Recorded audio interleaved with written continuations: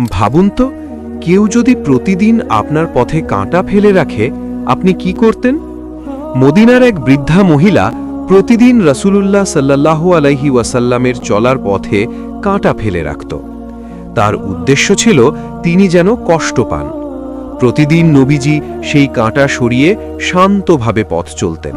কখনো রাগ করতেন না, কখনো বদদোয়া করতেন না। একদিন তিনি লক্ষ্য করলেন রাস্তার উপর কোনো কাঁটা নেই। তিনি চিন্তিত হলেন। খোঁজ নিয়ে জানলেন সেই বৃদ্ধা অসুস্থ। রাসূল সরাসরি তার বাড়িতে গেলেন, দরজায় কড়া নাড়লেন, খোঁজ নিলেন তার অসুস্থতার। বৃদ্ধা অবাক হয়ে বলল, আমি তো প্রতিদিন তোমার পথে কাঁটা ফেলতাম, তুমি কেন এলে? নবীজি দয়ার সঙ্গে তার খোঁজ নিলেন। এই মহান চরিত্রে মুগ্ধ হয়ে বৃদ্ধার হৃদয় বদলে গেল।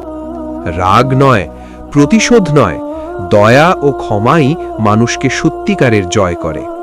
আর আমি এত কষ্ট করে ভিডিও বানাই, তারপরও আমি তোমাদের মন জয় করতে পারলাম না। আর হ্যাঁ, রহমতের আলো চ্যানেলটি সাবস্ক্রাইব করতে ভুলবেন না।